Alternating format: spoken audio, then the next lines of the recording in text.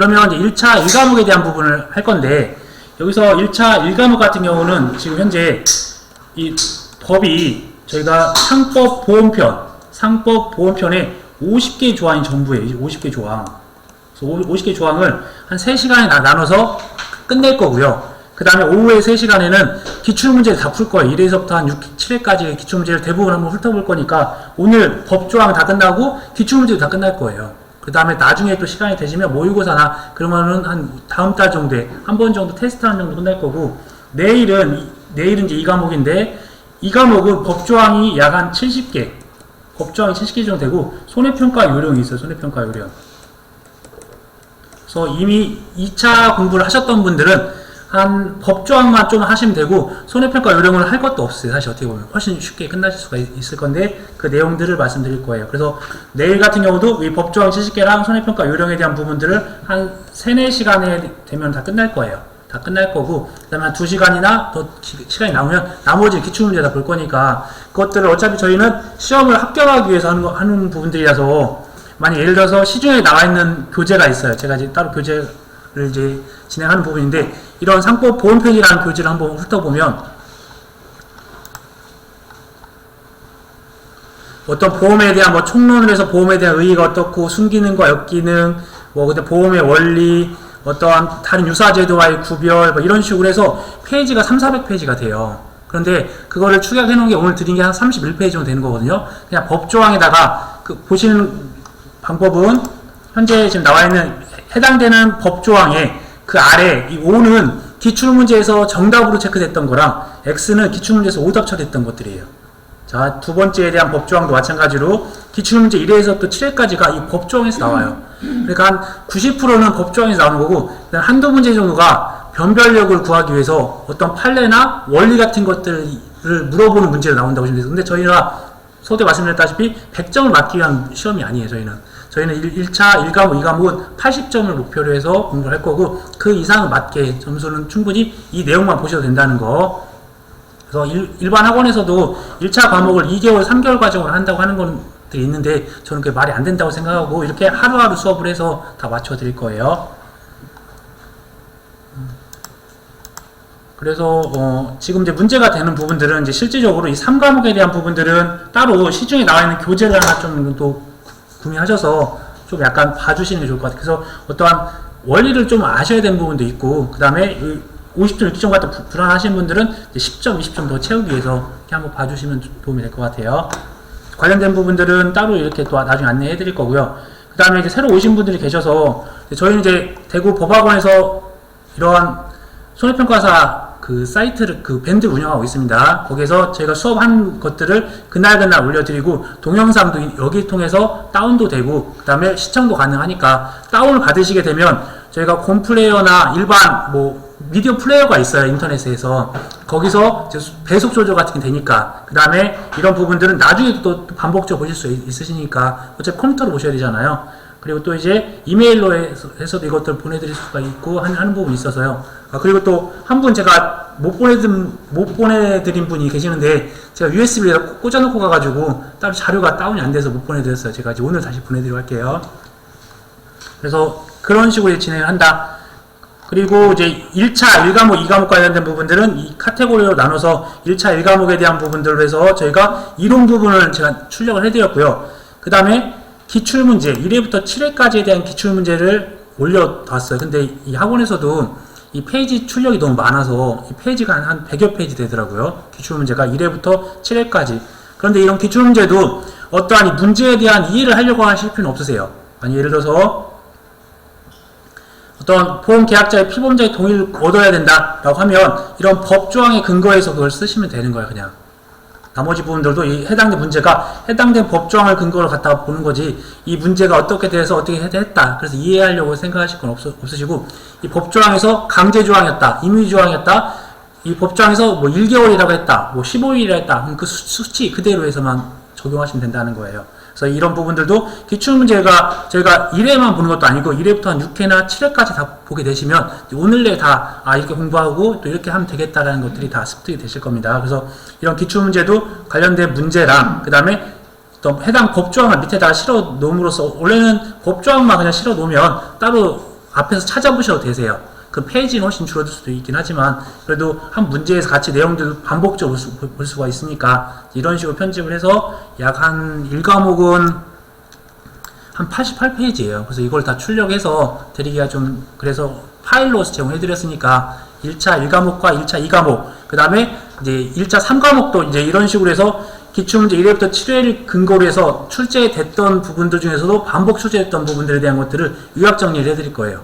어차피 그러면 기출문제라고 하는 부분은 항상 한 40% 정도가 출제 비중이 있습니다. 문제가. 그래서 재배학 및 원의 작물학도 그런 부분은 다 이미 저희가 갖다 할 거고 그 다음에 그 이외적인 부분들 갖다가 일정하게 좀 중요한 포커스 맞춰드리면 충분히 50점, 60점 정도 맞을 수 있다. 그리고 이제 부족한 부분들은 죄송한데 시중에 있는 문제집 같은 거 좀 참고하셔서 조금 더 채워주시면 좋을 것 같다. 근데 1차 1과목과 2과목은 제가 제공해드린 자료만 보셔도 충분히 이제 80점 이상 맞을 수 있습니다.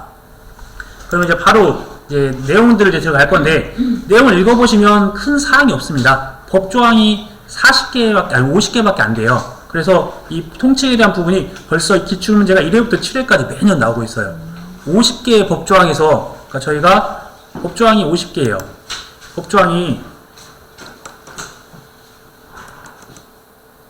1과목이 법조항이 50개인데 이 법조항 50개에서 25문제가 나온다고 생각을 해보시면 매년 출제가 돼요. 그런데 저희가 1차 1과목은 이게 객관식이잖아요. 객관식.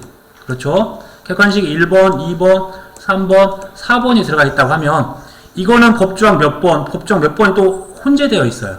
그럼 이제 한 문제에 한 개 법조항이 있는 게 아니라 두 개 조항, 세 개 조항이 들어갈 수도 있어요. 그래서 대부분의 이 50개에 대한 조항들이 거의 100%가 다 나온다고 보시면 되세요. 거의.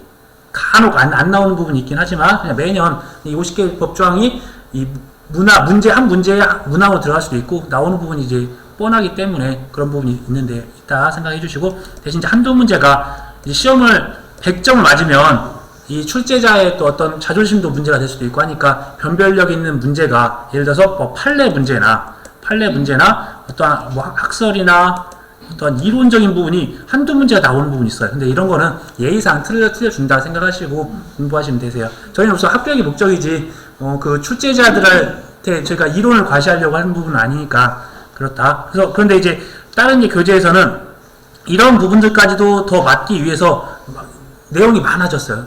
그 교재가. 그렇게 되는 부분들은 타당하지 않다. 그렇게 생각해 주시고 문제를 보시면 될 것 같아요. 자, 그럼 이제 상법 보험편에 대한 내용을 보도록 하겠습니다.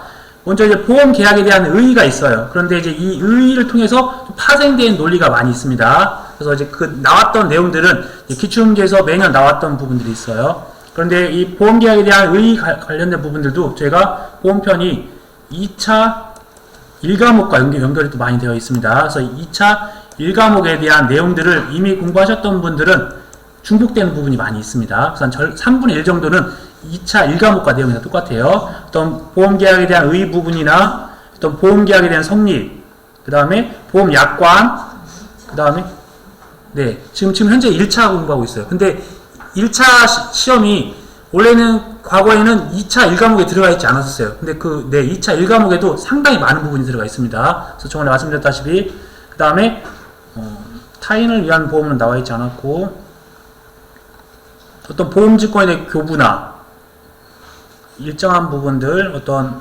내용들이 상당히 많은 부분이 중복되어 있다. 그래서 지금 현재 1차 1과목을 공부하고 한다고 하지만 이것도 2차 공부를 한다고 생각하시고 기억을 해주시면 되세요.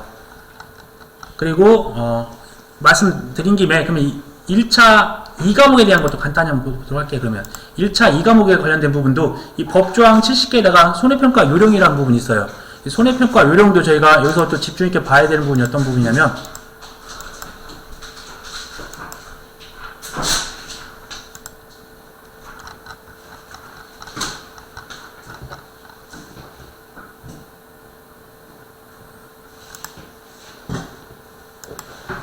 이게 2021년 7회 손해평가사 1차 기출문제예요. 뭐 내용을 보라고 말씀드리는 게 아니라 저희가 일반적으로 이 법조항이 있는데 이 농업재해보험법이 있어요. 농업재해보험법이 있어요. 이 부분들이 저희가 법조항이 아까 70개라고 했지만 사실은 약 한 30여 개 되는 법조항에 대한 부분이 농업재해보험법이에요. 농업재해보험법이 있고 이 관련된 시행령이 있고요. 그 다음에 손해평가 요령이 있는데 이 법에서 약 한 12문제에서 한 15문제가 다 나오고요. 그 다음에 근데 이 법조항이 32개 조항밖에 안 돼요. 사실 32개 조항에서 한 12문제에서 15문제가 출제가 되고 시행령에서 한 3문제 정도 나오고 나머지 손해평가 요령에서 한 10여 문제가 나온다고 보시면 되세요. 이 손해평가 요령은 2차 2과목과 내용이 똑같아요. 근데 이제 이거는 이제 이거에 관련된 부분들 따로 공부를 하셔야 돼요. 그래서 어떤 조사 방법이 어떻게 되고 조사 시기가 어떻게 되고 보험금 산정 어떻게 하고 이게 어떠한 조사인지 그런 것들을 물어보는 그런 것들이거든요. 그래서 이게 그 다음에 이 농업재해보험법 관련된 부분들도 지금 2차 1과목에 또 상당히 많이 들어가 있어요. 많이 들어가 있는 부분이 있다 보니까 과거에는 1차 따로 공부하고 2차 따로 공부를 해야 되는데 이제 이번 같은 경우는 교재가 2차 교재가 바뀌면서 2차 1과목에 그러니까 2차에 1차 과목들이 지금 다 편제가 되어 있습니다. 그래서 그 내용들을 보시면 아실 거예요. 그래서 이 법에 대한 부분이 하나, 둘, 셋, 넷, 다섯, 여섯, 일곱, 여덟, 아홉, 열하나, 열둘, 열세 문제가 나왔네, 열세. 그 다음에 이제 손해평가 요령이 나와, 손해평가 요령. 그럼 손해평가 요령이란 부분은 저희가 또 2차 과목에서 보셨던 부분들, 그 다음에 이 손해평가 요령에 대한 부분들이 또 따로 이렇게 나오는 부분이 있습니다. 손해평가 요령에 대한 부분도 있고, 그 다음에 역시나 이렇게 손해평가 요령, 저희가 어떤 손해평가반 구성을 배제해야 된다고 해서 공부했던 부분이 있어요. 뭐 이해관계자가 뭐 보험 계약을 가입을 이제 했던 사람들, 모집을 했던 사람들, 내가 이미 실시했던 것들을 다시 내가 또 실시한 그런 내용들이나, 그 다음에 어떤 손해평가 요령에 대한 부분들이 이렇게 나오고요.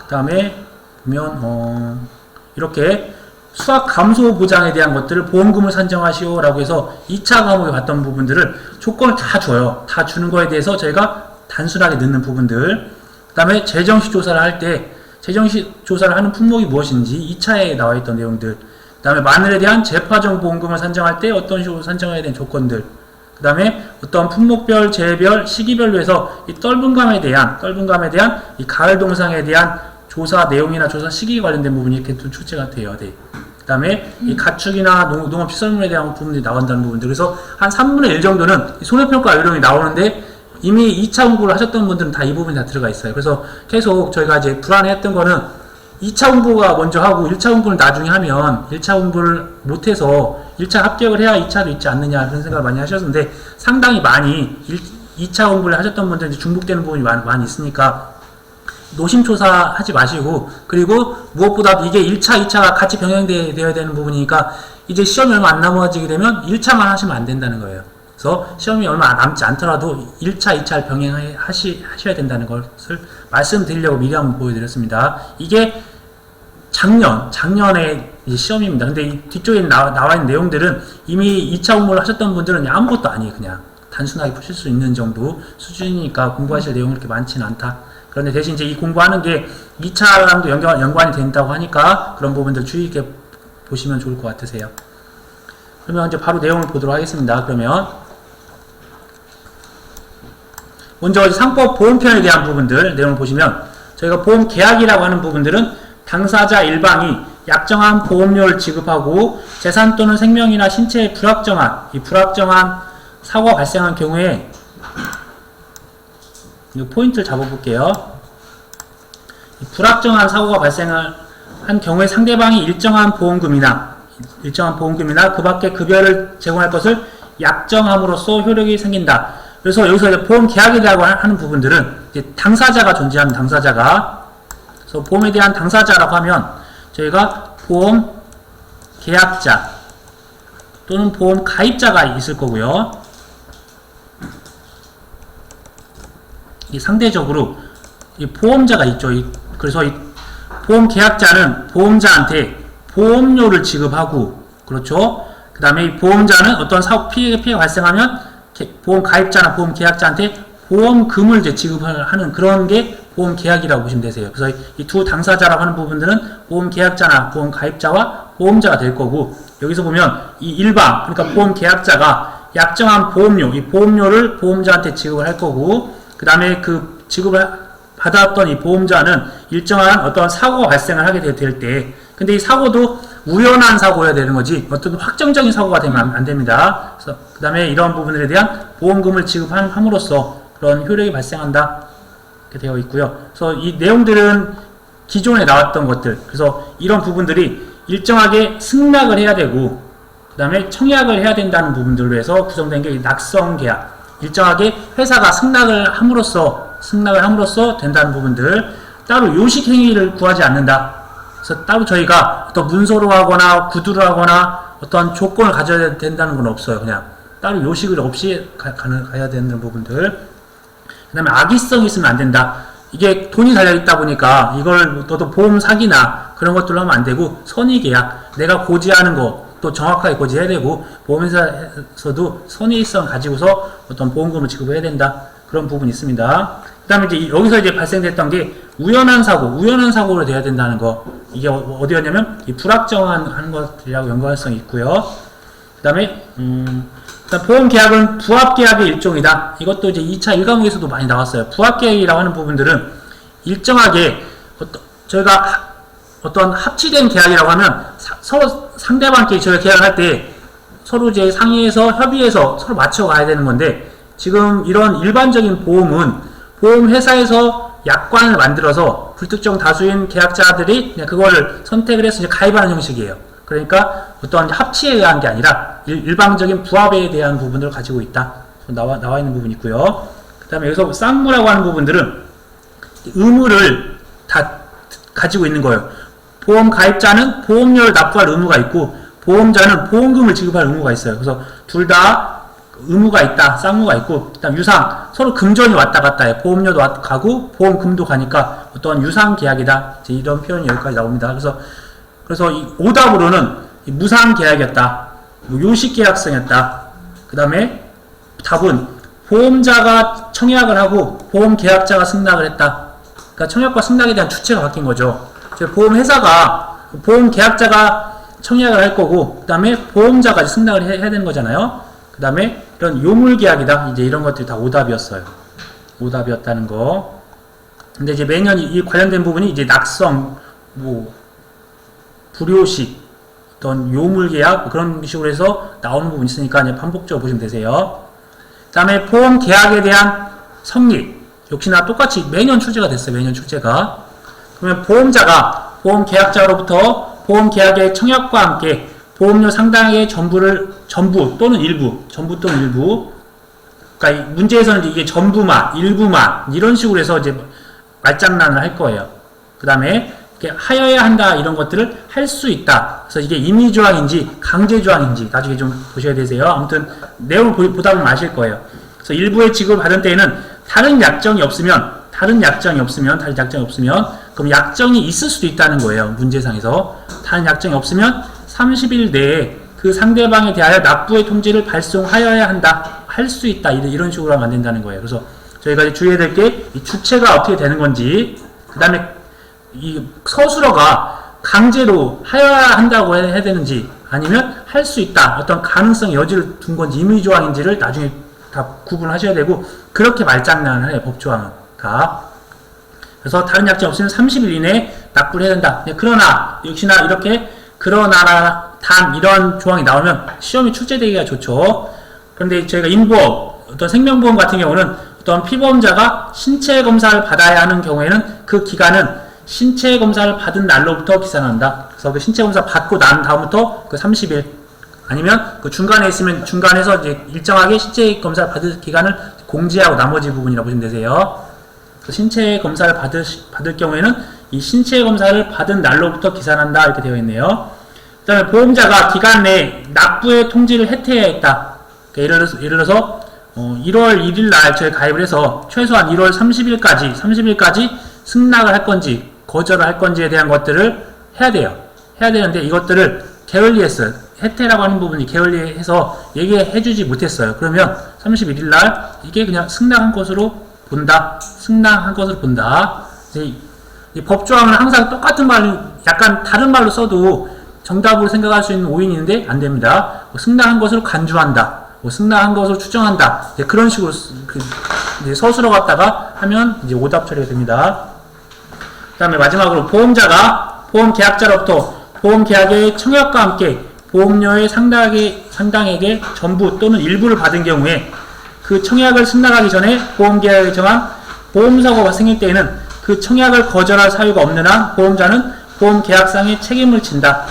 그러니까 저희가 예를 들어서 1월 1일 날 보험 계약을 했어요. 계약을 했는데 계약을 했다고 하는 부분은 제가 보험료를 이제 납부를 했겠죠. 보험료를 납부를 했는데 예를 들어서 뭐 1월 3일 날 사고가 났어요. 사고가. 근데 이게 금요일이었고 토요일이었고 일요일이었던 거예요.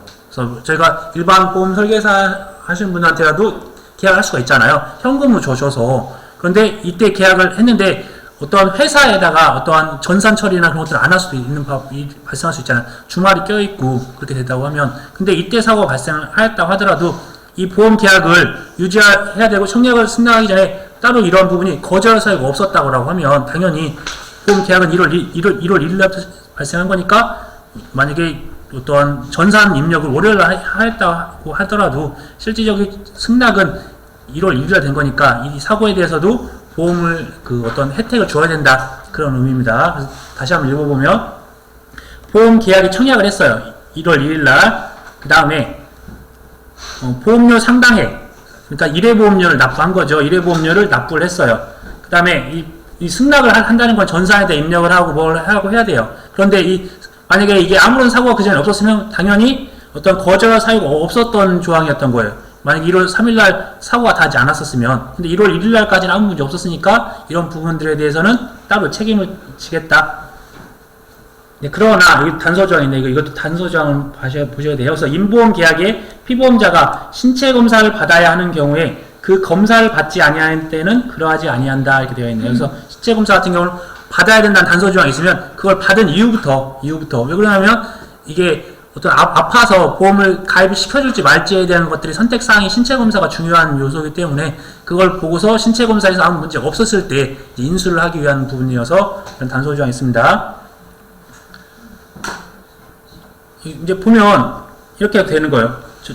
오답으로 청약과 승낙뿐만 아니라 보험료 지급이 이루어진 때 성립한다라고 되어 있잖아요. 근데 저희는 성립 요건은 청약을 하고 승낙을 하는 걸로 끝나는 거예요. 그래서 어떤 보험료를 요하지 않은 요물계약이 아닙니다. 따로 요하지 않아요. 청약과 승낙만 있으면 돼요. 그 다음에 아까 30일 이내라고 했던 거를 2주 이내. 그 다음에 아까 승낙한 것으로 본다라고 했던 것을 추정한다. 이제 이런 식으로 서술어를 해요. 그 다음에 보험료의 상당의 전부를 받은 경우에 언제나 보험계약이 성립을 한다. 뭐 전부나 일부였고 언제는 아니죠. 뭐 아까 전에 통지를 해태했어요. 보험회사에 1월 1일날 가입을 해서 1월 30일까지 어떤 승낙에 대한 것들을 했어야 되는데 보험회사가 해태했다고 하면 그냥 승낙한 것으로 본다고 했잖아요. 이건 거절한 것으로 본다라고 했으니까 그거하고 이제 틀려서 이렇게 틀리는 겁니다. 그래서 명확하게 나와요. 명확하게 나오니까 또 역시나 보험 약관에 대한 부분도 매년 출제가 됐습니다. 이때 이제 주의하셔야 될 게 어떤 and 개념이 있고 or 개념이 있어요. 또는 아니면 그리고 그런 개념으로 보험 약관을 내용을 보니까 보험자는 보험 계약을 체결할 때 보험 계약자에게 보험 약관을 교부하고 그 약관에 대한 중요한 내용을 설명하여야 한다. 이런 부분을 설명할 수 있다. 이런 식으로 만든다는 거예요. 강제 조항들은 강제적으로 해야 된다. 근데 밑에 또 보험 계약자는 보험 계약이 성립한 날로부터 이 3개월 이내에 그 계약을 취소할 수 있다. 역시나 이것도 취소하여야 한다라고 하면 오답이 되는 겁니다. 어떤 거냐면 중요한 내용을 설명을 회사에서 해줘야 되는데 아니면 약관을 줘야 되는데 약관도 안 주고 그다음에 중요한 내용도 설명 안 했어요. 그러면 3개월 이내에 그 계약을 취소할 수 있다. 아까 보험회사에서는 보험자는 아까 이거를 30일이었죠. 30일. 날짜에 대한 것들을 좀 주의하셔야 되십니다. 그래서 강자는 보험회사랑 어떤 일반 계약자랑 비교했을 때 보험 계약자는 약자고 보험회사는 강자라고 보시면 되세요. 그래서 보험자는 이 30일 이내에 어떠한 승낙에 대한 것들을 고지해야 돼요. 근데 이것들을 해태했을 때는 30일이 지나면 이게 승낙한 것으로 보는 거고, 그 다음에 보험 계약자인 경우에 만약에 이런 계약을 한 상황에서 어떤 중요한 내용들이나 약관을 받지 않았으면 3개월 이내에 취소할 수 있는 취소.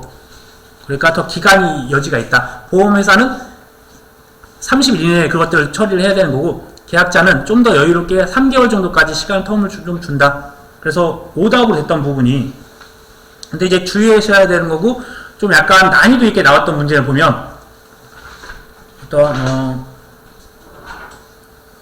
여기서 보면 이제 저희가 강제조항이라고 해서 일반적으로 보험자한테는 불리한 거는 인정을 해줘요.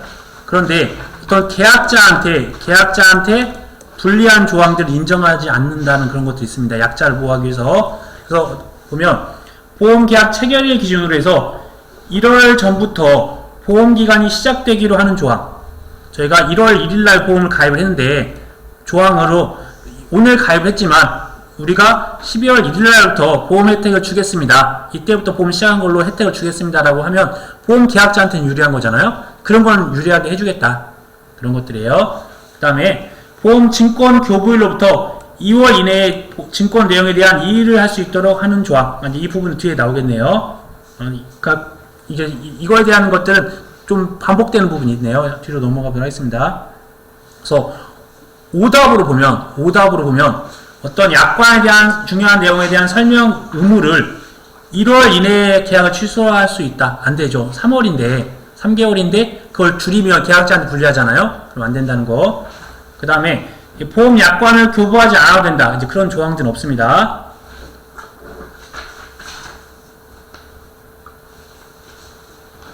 그러니까 약관은 무조건 줘야 되는 거예요. 여기서 보니까 보험료 납부했으면 약관 주지 않아도 된다.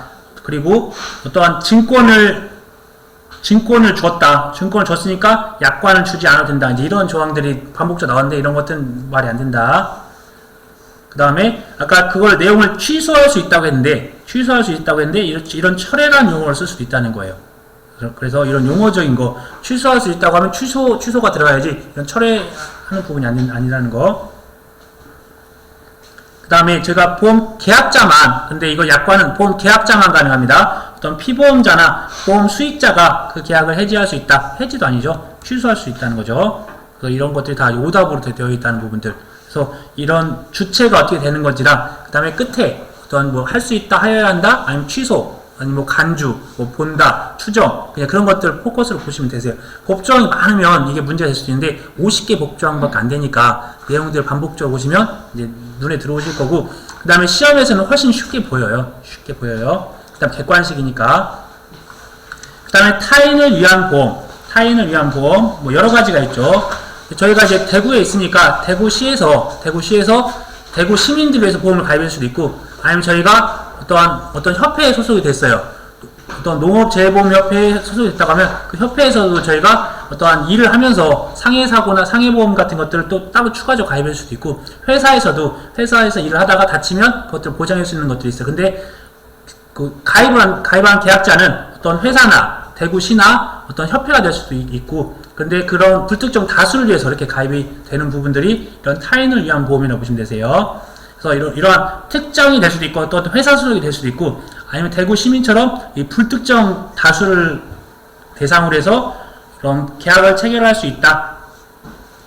그런데 어떻게 보면 이게 생명과 관련 있고 어떤 상해와 질병과 관련되어 있다 보니까 일반적으로는, 그러나 이런 손해보험의 경우에는 타인의 위임이 없을 때에는 그 보험 계약자는 이를 보험자한테 고지를 해야 된다. 이런 의미가 있습니다. 당연히 따로 위임 받지 않고 저희가 대구시에서 대구 시민한테 이런 보험을 다 가입해줬어요. 어떤 뭐 교통에 대한 상해나 아니면 일반적 뭐 자전거 보험이나 그런 것도 가입을 시켜줬는데, 대구 시민 한 명 한 명한테 물어볼 수는 없잖아요. 그래서 나이가 안내를 하지 않았다, 위임을 하지 않았지만 혜택을 줄 거다라고 했어요.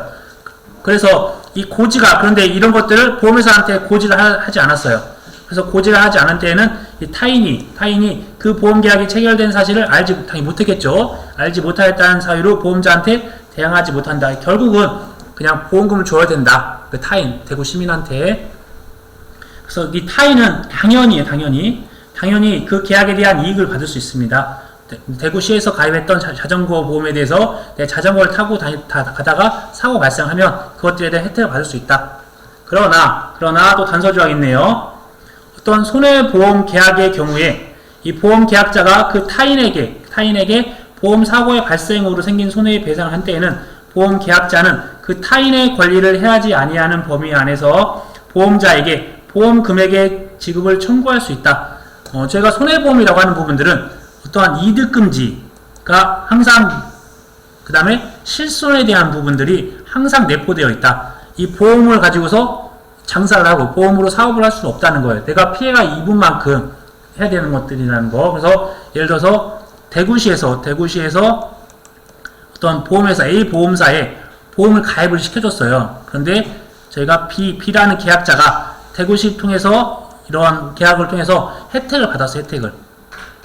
혜택을 받았는데 이 대구시에서 직접 줄 수도 있고요. 아니면 당연히 대구시가 A 보험사랑 계약을 했으니까 B는 A 보험사한테 또 보험금을 탈 수도 있는 거잖아요. 그럼 이거를 중복적으로 받으면 안 된다는 거예요. 그냥 만약에 B가 타인이 A 보험사한테 그것도 대구시가 가입해줄 자전거 보험으로 보험금을 탔으면 그 다음에 대구시에 대한 못한다는 부분들이 있고, 그 다음에 이제 이런 부분들을 대구시가 요청할 수 있다는 내용입니다. 그래서 이 타인의 권리를 해야지. 지금 보면 잠깐만요. 이거를 말을 바꿔서 보도록 할게요. 보험 계약자 대구시가 그 타인 대구 시민에 대한 보험사고 발생했어요. 그래서 생긴 손해의 배상을 누가 했냐면 대구시가 했다는 거예요. 대구시가 한때는 이 보험 계약자, 이 대구시는 그 타인의 권리를, 어떤 시민에 대한 권리를 해하지 아니하는 범위 안에서 보험사한테 이 보험 금액을 청구할 수 있다는 거죠. 그래서 말씀드렸다시피 이 대구 시민은 어떤 대구시를 통해서 받을 수도 있고, 아니면 대구시가 아닌 보험사를 통해서 받을 수 있는 방법도 있는 거죠. 그런데 만약에 이 시민이 보험사 통해서 받았다고 하면 대구시는 당연히 보험료를 납부했으니까 보험금 청구를 어떤 보험사에다 청구할 수 있다는 겁니다. 그래서 이렇게 서로 오고 가는 내용들이 있다. 그래서 보험 계약자는 이 보험자에 대한 보험료를 지급할 의무가 있다. 어떠한 단체에 대한 부분 당연히 계약자가 보험료를 내야 되겠죠. 그러나 만약에 그럴 일이 없어요. 보험 계약자가 회사라고 할게요. 대구시가 파산할 일 없으니까 만약에 어떤 회사가 어떠한 파산 선고를 받아서 파산 선고, 아니면 또는 보험료를 지급을 지체했어요. 그때 그 타인 대구 시민이나 회사 직원이 나 이 보험 계약 유지하고 싶어요 라고 하면 그 권리를 포기하지 아니하면 그 타인도 보험료를 지급할 의무가 있습니다. 그럼 그때부터 승계해서 그 타인이 보험료를 내면 그 계약이 이제 유지가 된다는 거예요. 그렇게 있습니다. 그래서 관련된 이제 정답들이 있고, 이제 오답들이 있어요.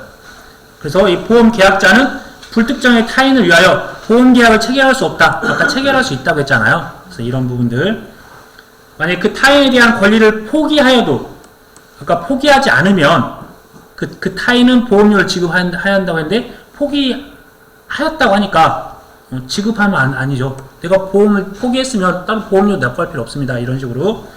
그 다음에 타인을 위한 것들은 불특정 다수여야 된다. 특정 또는 불특정 다수라고 했으니까 이렇게 불특정 다수라고 한정적으로 해도 안 된다는 거예요. 있는 그대로. 그 다음에 타인이 그 보험계약에 체결된 사실을 알지 못하였다는 사유로 보험자에게 대항할 수 있다. 대항할 수 없죠. 대항할 수 없다라고 말씀드렸습니다. 아까 전에.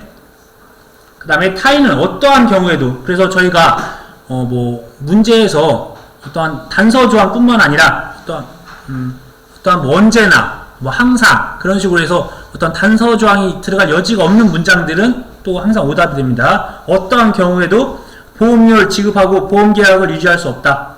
보험계약을 유지할 수 있죠. 본인이 원하면. 이런 식으로 해서 내용들이 나와 있다라고 보시면 되세요.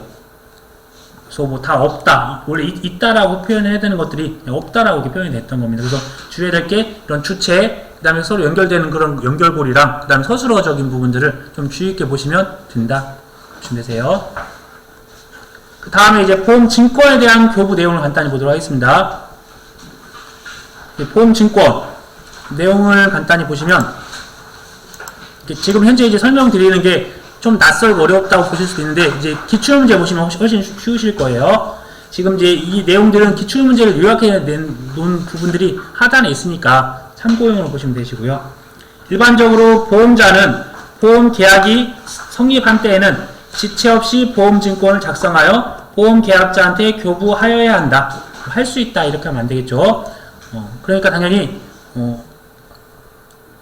이런 부분을 뭐 2주일 이내, 뭐 한 달 이내 이렇게 보험증권을 작성한다. 이런 식으로 표현이 되어 있으면 당연히 오답이 되고 지체 없이가 포인트였습니다. 그러나 또 단서 조항이 있네요.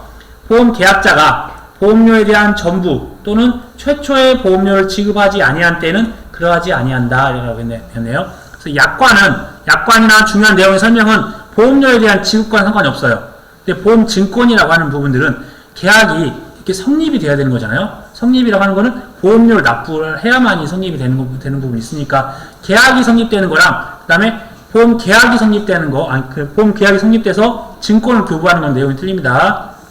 그래서 최초의 보험료 또는 전부에 대한 보험료를 지급을 하여야만이 증권이 발행이 된다. 이렇게 연결을 시켜주셔야 돼요.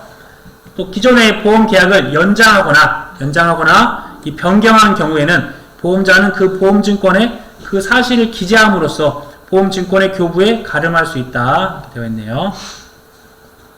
그래서 오답으로 내용을 보면, 그러니까 정답은 있는 그대로 법조항을 쓸 수도 있고, 아니면 있는 법조항을 약간 뭐 또는이나 되어 있다고 하면 그 한 개, 만약에 예를 들어서 A 또는 B 이런 식으로 되어 있다고 하면 뭐뭐한 사항은 A다 이런 식으로 뭐뭐한 사항은 B다 이제 이런 식으로 분해해서 쓰거나 아니면 이 내용을 약간만 틀어서 쓰는 경우가 오답이에요. 아니면 있는 그대로 쓰거나 근데 이제 틀린 오답은 내용을 읽어보면 기존의 보험계약을 연장하거나 변경한 경우에 보험자는 그 보험증권에 그 사실을 기재함으로써 보험증권의 교부에 가름할 수 없다 이렇게 되면 없다가 틀렸네요. 가름할 수 있다라고 했잖아요. 그래서 이제 단순하게 이런 내용들로 해서 오답 처리를 한다고 보시면 되세요. 그 다음에 밑에 부분도 매년 출제가 됐네요. 6회 때 안 나오고 7회 때 나왔네요. 증권에 대한 이의 약관에 대한 이제 효력이에요. 그래서 보험계약의 당사자는 보험증권의 교부가 있는 날로부터 일정한 기간 내에 하나여 그 증권 내용에 대한 정부에 관한 이의를 할 수 있음을 약정할 수 있다. 할 수 있다. 그 기간은 1월을 내리지 못한다. 그러니까 저희가 보험계약자가 있고 그 다음에 보험자가 존재를 하잖아요. 그런데 저희가 보험료를 납부하고 보험금을 받는 이런 쌍무계약이고 유상계약이에요. 그런데 이제 보험료를 납부하면 이 보험자는 보험계약자한테 지체 없이 증권을 줘야 돼요. 근데 이 증권이라고 하는 부분들이 증권이나 약관에 대한 내용들을 봤었을 때 약관은 해당하지 없겠네요. 증권에 대한 증권의 기재사항도 있을 거예요. 이게 가입을 언제 했고 그 다음에 상품이 어떻고 증권에 대한 정보 가입에 대한 정보들이 다 들어갈 수가 있잖아요. 근데 사람이 하고 이런 것들 또 수기를 작성하고 하는 부분이 있다 보면 이런 증권이 잘못된 경우가 발생할 수 있습니다. 그래서 증권에 대한 부분이 잘못되었으면 이것들을 이의 신청을 해야 돼요. 수정해달라고. 그래서 이 기간을 이 증권에 대한 어떠한 잘못된 것들이 있다고 하면 이거를 이의할 수 있는 것들을 약정할 수 있고 이 기간은 1월을 내리지 못한다. 그래서 말을 그냥 좀 어렵게 써놨는데 그냥 아무튼 1월 내에 이런 것들을 이의 신청할 수 있다라고 보시면 되세요. 그래서 이의 기간은 약관에서 15일 이내 이렇게 되어 있거나 10일 이내 2주간 내에 해야 된다라고 오답이 되어 있어요. 그냥 단순하게 1월이 정답인데 이거를 당연히 저희가 신청할 수 있는 거를 1월까지밖에 기간 안 주면 계약자한테 1월 미만으로 주면 계약자한테 불리하잖아요. 그래서 1월보다 낮은 15일, 10일, 2주간은 오답이 될 거고 그런데 이거를 또한 계약자를 위하기 위해서 2월이다 이런 식으로 하면 또 맞다 될 수도 있습니다. 근데 이게 또 뒤에서 보시면 기출문제 보면 이렇게 가로넣기 같은 게 있을 수가 있어요. 가로넣기 같은 경우는 이 정확한 숫자가 그대로 들어가야 된다. 그 다음에 증권에 대한 재교부, 증권에 대한 부분은 제가 첫 번째 증권에 대한 발행하는 것들, 그 다음에 증권에 대한 수정하는, 이의 신청하는 거, 다시 또 이 증권에 대해서 재교부할 수 있는 것들도 이제 매년 출제가 됐네요. 그래서 증권이 멸실했어요. 사라졌거나 또는 현저하게 훼손됐어요. 알아보기 어렵게 훼손이 되었을 때는 보험계약자는 보험자에 대하여 증권의 재교부를 청구할 수 있다. 재교부 청구하면 저희가 이제 보험 증권도 잊어버리면 보험에서 전화해서 증권 없어졌으니까 다시 한번 발행해주세요 할 수 있잖아요. 그때 원칙은 그 증권에 대한 작성 비용은 재발행해야 하는 거니까 보험 계약자의 부담으로 한다. 통상적으로는 회사에서 다 해주긴 하는데 법조항에서는 보험 계약자의 부담으로 해야 된다라고 되어 있습니다. 그래서 오답을 보면 이런 작성 비용이 보험자 부담으로 한다. 역시나 보험자 부담으로 한다라고 그냥 반복적으로 1회부터 7회까지 반복적으로 보험자가 부담한다라고 오답으로 나왔어요. 그냥 이렇게 나와 있었고요. 그리고 이제 이 부분들은 이제 법조항 부분들이다 보니까 사실 시간이 금방 끝나요. 그래서 수업 시간을 한 40분 정도로 해서 좀 간단하게 하고 쉬는 시간 통해서 본인이 한번 좀 습득하고 읽어볼 수 있는 시간을 갖도록 하겠습니다. 그래서 이제 우선 여기까지 하고 다음 시간에 이어서 소급보험부터 내용을 진행해 보도록 하겠습니다.